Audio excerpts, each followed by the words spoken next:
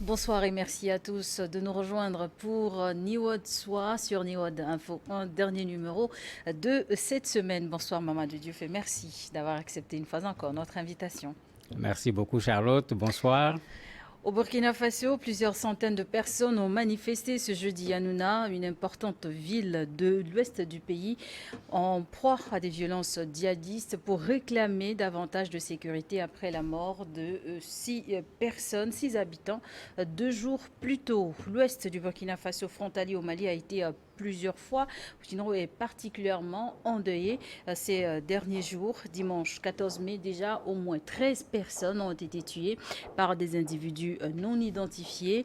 La veille, 33 civils ont été tués dans une autre attaque djihadiste présumée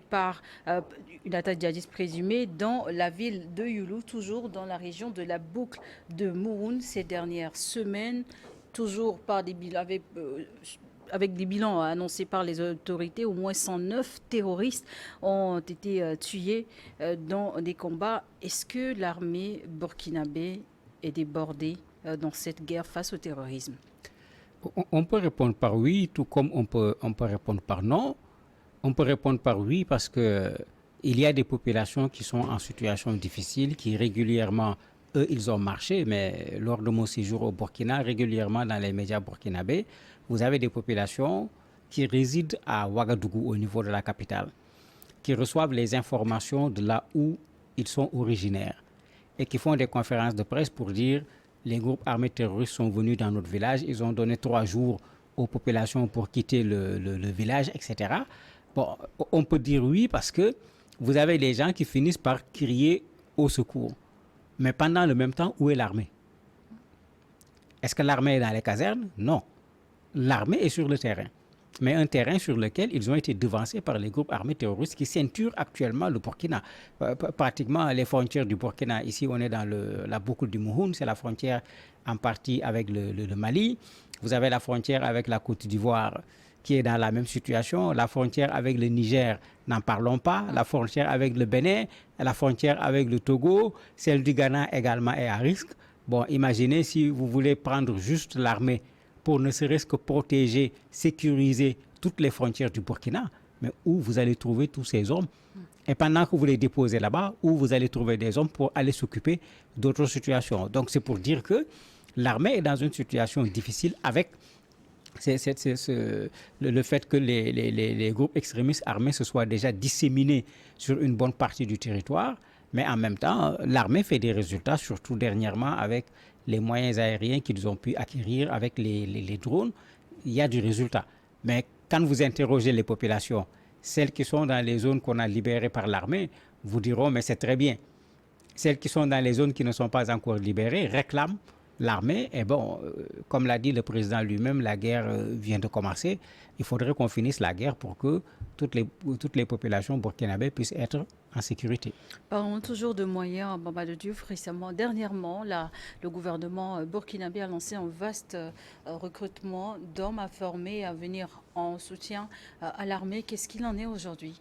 Mais c'était pertinent, puisque avec la situation que je viens de décrire, il est clair qu'il n'y avait pas suffisamment d'hommes. D'autant plus que si vous libérez un espace, généralement, vous avez plus fait fuir les groupes armés terroristes que les avoir exterminés, pour utiliser le mot qu'il faut. Mais il faut mettre également des militaires sur place pour sécuriser cet espace définitivement pour que les populations reviennent. Mais ça pose un problème d'hommes. Donc dans ce recrutement de ce qu'on appelle des VDP, des volontaires pour la patrie, mais tout le monde a vu la façon dont les populations de tous âges ont répondu de façon positive à l'appel du président de la République, mais c'est des gens qu'il faut préparer. On ne peut pas prendre tous les 50 000 en même temps, les entraîner en même temps, les armer en même temps, les déployer en même temps. Il y a un travail qui est en train d'être fait pour les déployer, et de plus en plus, comme on le voit, quand vous entendez il y a des morts parmi les militaires, vous voyez qu'il y a des morts parmi les VDP, puisque certains sont déjà sur le terrain avec les militaires. Lors des opérations de ratissage, les forces armées du pays annoncent avoir abattu de nombreux chefs de file de groupes terroristes. Mais comment expliquer que ces groupes soient toujours actifs alors même que le leader soit abattu ou arrêté? Ben, on a tué Ben Laden depuis fort longtemps. Est-ce qu'Al-Qaïda a arrêté de fonctionner? Non, Al-Qaïda continue jusqu'à aujourd'hui. Ce qui est de plus difficile, c'est Ce que... sont des groupes très bien organisés. Bien organisés, je ne sais pas, mais dans leur forme d'organisation, il y a le fait de constituer des groupuscules qui s'appellent des katibas. C'est-à-dire que vous avez des groupes de personnes qui sont organisées de façon plus ou moins autonome, de sorte que quand vous coupez la tête, vous avez un petit groupe qui est là, qui a son chef et qui continue de fonctionner même si le chef numéro 1 n'est plus là. Et généralement, quand vous tuez le chef, dès le lendemain, ils ont un chef. Ils prennent le temps de voir pour des raisons stratégiques quand est-ce qu'ils annoncent qui est le nouveau chef. Mais très rapidement, vous les voyez choisir un nouveau chef, comme quand on a tué Ben Laden, quand on a tué Drukdel, etc. À chaque fois, très rapidement, eux-mêmes, ils ont dit, voilà actuellement celui qui est le nouveau chef de tel ou de tel autre groupe. Donc la décapitation peut peut-être sur le plan psychologique agir, et peut-être sur le plan organisationnel, mais en tout cas, jusqu'à présent, le fait d'avoir décapité n'a pas empêché à ces mouvements de continuer leurs manœuvres qui véritablement posent problème. Le Burkina Faso est théâtre de 2 coups d'État militaires en 2022 et pris depuis 2015 dans une spirale de violence djihadiste apparue au Mali, au Niger, quelques années auparavant et qui s'est étendue au-delà de leurs frontières. Comment les militaires au pouvoir aujourd'hui au Burkina Faso parviennent-ils à rétablir une certaine quiétude dans les zones d'insécurité? Il y a deux choses qui se font actuellement. La première chose, c'est qu'il y a quand même de la récupération de territoire. Mais bien sûr, ils sont arrivés sur les 13 régions qui permet le retour des populations déplacées. Dans certaines zones, oui. Dans d'autres zones, pour des raisons stratégiques, le gouvernement lui-même refuse que les populations viennent en considérant que le travail n'est pas terminé. C'est exactement l'expression qu'ils ont utilisée. Ils sont allés, ils ont affronté les groupes armés terroristes qui sont partis. Mais comme tout le monde le sait, les groupes armés terroristes sont mobiles. Ils ont quitté une zone ne signifie pas qu'ils en ont fini avec cette zone. Si vous partez, ils reviennent. Donc le gouvernement actuel prend le temps de créer un certain nombre de conditions avant de demander aux populations de revenir. On l'a vu dans certains endroits où effectivement, à Solenzo, à Dassa, les populations sont effectivement revenues. Des reportages ont été faits montrant les populations qui reprennent petit à petit leurs activités. Mais ça rejoint ce que je disais tout à l'heure. Si vous voulez faire revenir les populations, il faut pouvoir leur assurer leur sécurité.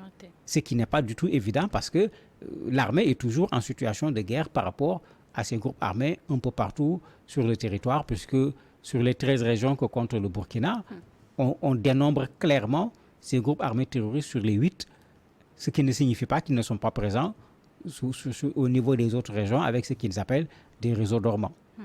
La dégradation continue de la situation sécuritaire au Burkina Faso avait été évoquée par l'actuel homme fort du pays, Ibrahim Traoré, pour justifier le putsch contre le lieutenant-colonel Paul-Henri Damiba.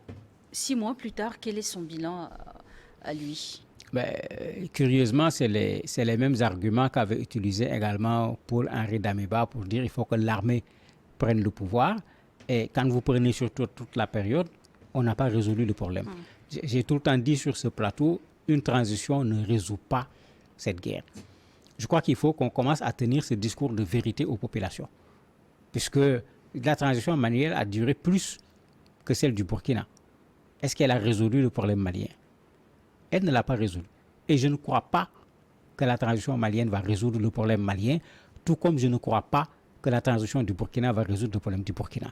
Maintenant, sur le plan militaire, ils ont à faire l'effort parce qu'ils l'ont promis pour libérer le maximum de territoire et permettre aux populations de retrouver leur terroir habituel. Mais vouloir considérer que l'échec ou le succès de la transition est en relation avec une récupération totale de l'espace territorial, mais si on veut le faire, il faut déjà dire que les transitions ont déjà échoué. Et malheureusement, c'est eux qui ont tenu ce discours qui fait qu'on attend énormément d'eux sur le côté sécuritaire, d'autant plus que eux sont des militaires, puisque les civils ont semblé être des incapables, les militaires leur ont fait beaucoup de reproches. Aujourd'hui, ce sont les militaires qui sont à la manette. Donc, ils doivent savoir de quoi il s'agit, ils doivent savoir ce qu'il faut faire, mais comme on le répète tout le temps, ce n'est pas une guerre où vous avez une armée du Burkina qui fait face à des groupes armés. Si c'était ça, la guerre est terminée depuis fort longtemps. Mais vous avez une armée du Burkina qui se bat contre un ennemi qui par moment est invisible. Non pas parce que c'est un magicien, mais parce qu'ils se font dans les populations. Vous venez, ils se dispersent, ils sont dans les populations, vous cherchez qui? Justement, vous ne pouvez pas le savoir. Les réseaux de groupes terroristes sont des hommes difficiles à identifier et la population, parfois, est sollicitée à aider à dénoncer des individus suspects. Est-ce que les médias burkinabés, justement, jouent un rôle à sensibiliser la population dans ce sens? Les médias jouent leur rôle. Les médias jouent même parfaitement leur rôle par des appels, par des spots qui rappellent aux Burkinabés que nous sommes un seul pays. Il y a un besoin de solidarité, il y a un besoin d'unité nationale. Si nous voulons vaincre le terrorisme, nous devons tous nous y mettre ensemble. Il y a de très bons messages qui passent. Là où ça gêne, c'est que quand vous regardez, parce que les médias, il faut les compartimenter. Quand vous regardez les médias d'État, on parle des succès de l'armée. Quand l'armée est en difficulté, quand des populations sont tuées, on en parle difficilement.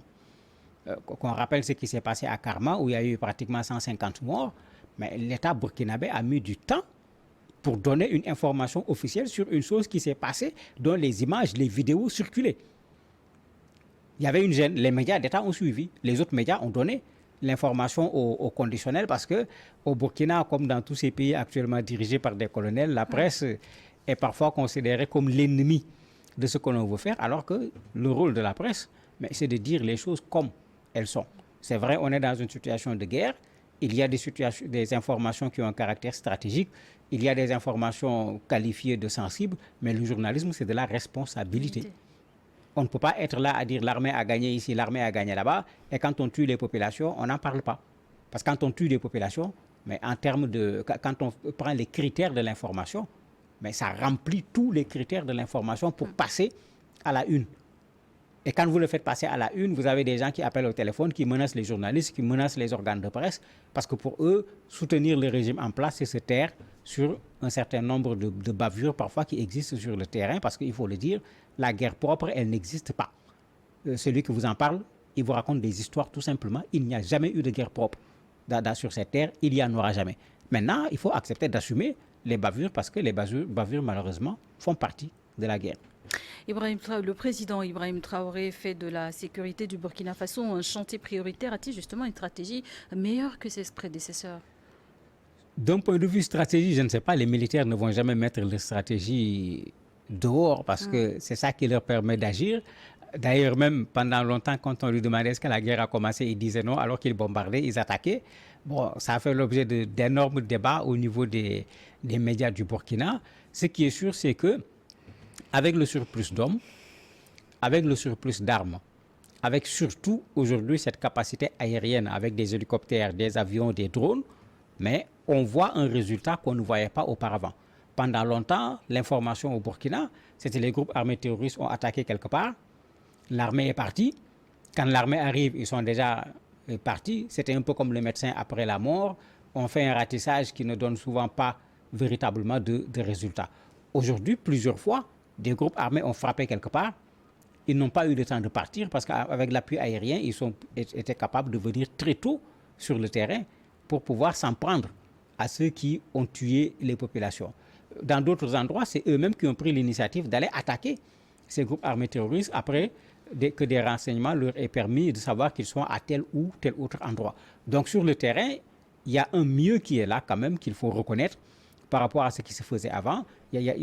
L'armée est là en train d'attaquer, l'armée n'est pas en train de suivre les groupes armés terroristes. Il y a des zones qui ont été récupérées et les populations le disent clairement. Malheureusement, il y a encore des zones où ce sont ces groupes armés terroristes qui font la loi. On se demande s'il y a des réalités sur le terrain qui échapperaient à l'armée burkinabé. Les violences ont fait depuis ces 7 dernières années plus de 10 000 morts, civils comme militaires, selon les ONG, et plus de 2 millions de déplacés. Est-ce que l'armée a des réalités qui les échappent? Le bilan est lourd, il est vraiment très très lourd, et ça montre un peu le niveau d'un point de vue sécuritaire, et ça permet de comprendre pourquoi ces populations sont en train de marcher, parce que ces populations sont en train d'anticiper. Puisque sur l'axe Nouna-Djebassou, il y a des groupes armés terroristes qui sont là, qui empêchent les gens de passer, qui font du contrôle. Ils craignent de se retrouver un jour encerclés par ces groupes. Donc, ils sont en train de vouloir anticiper, de ne pas attendre qu'il soit trop tard avant que l'armée n'intervienne. Mais la réalité aussi, c'est que l'armée a mis en place un réseau qui permet aux gens, quand vous avez une information sur la présence de groupes armés ou bien d'une personne même qu'on pourrait supposer être membre de ces groupes armés, de pouvoir appeler au téléphone gratuitement, de donner les informations. Donc, il y a un travail qui est fait. Même en recrutant les VDP, ils avaient été très clairs. On a besoin d'hommes également pour le renseignement. Mais bien sûr, comme j'ai dit, ils ne peuvent pas avoir un homme partout au Burkina pour pouvoir les renseigner. Mais je me dis qu'aujourd'hui, quand même, ils ont suffisamment de renseignements parce que avec les drones ne servent pas seulement à bombarder, les drones servent également à prendre du renseignement.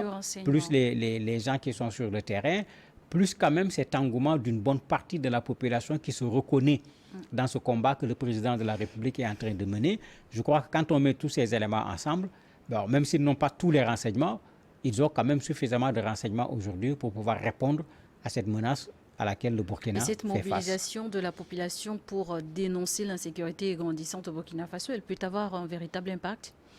Elle aura un impact parce que les populations n'avaient pas l'habitude de marcher. C'était plutôt la conférence de presse. Où, après avoir saisi le chef de canton, après avoir saisi l'autorité administrative et qu'il n'y a pas eu de résultat, les populations parlent à la presse pour que la chose soit divulguée, pour que personne ne puisse dire « je ne suis pas au courant ». À un certain moment, même certains partisans du président dénonçaient cela en disant non, ça déstabilise, etc. Mais les populations sont là dans une situation où vous rencontrez ces groupes armés terroristes dans votre zone, vous n'avez pas les moyens de vous défendre vous-même, mais elles sont dans leur droit d'appeler l'État, qui est chargé de la défense de tous les citoyens, de venir se charger de leur défense. Ici, comme vous l'avez rappelé à l'entame de l'émission, certainement la répétition sur une courte période de plusieurs meurtres a amené les populations à faire une marche, à aller devant la gendarmerie. La marche était quand même pacifique. Justement, cette manifestation de la population, est-ce que cela ne vient pas mettre à nu les faiblesses aussi des actions menées par les autorités burkinabées pour combattre le terrorisme? Ce n'était pas l'objectif des populations. Parce que le dire, c'est vraiment donner aux populations une intention différente de l'intention qui les avait amenés à marcher. Oui. Si c'était ça, mais les populations auraient pu s'en prendre tout simplement à la transition. Mais dans la manifestation, on ne s'en est pas pris à la transition en tant que telle. Les populations ont voulu qu'on anticipe parce qu'elles ont vu ce qui s'est passé ailleurs.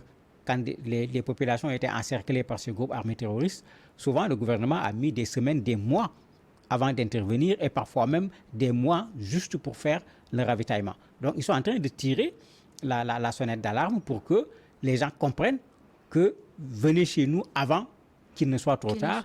Mais on n'a pas senti une marche où les gens voulaient s'en prendre au président de la République en tant que tel.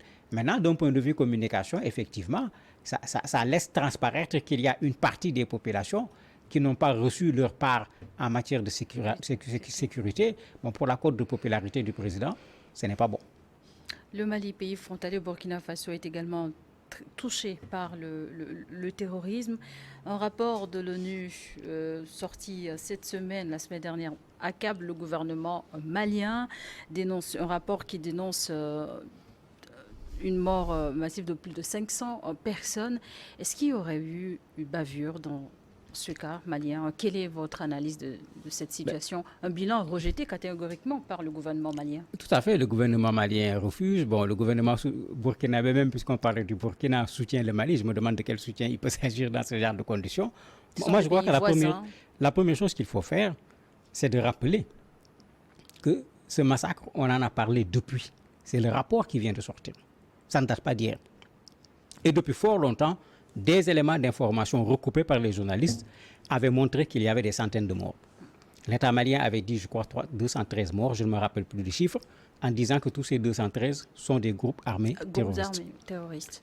Ce qui est différent, c'est que quand l'ONU fait un rapport, généralement, le rapport, il est documenté. C'est-à-dire, quand on dit 500 morts, on donne 500 noms. C'est ça la différence.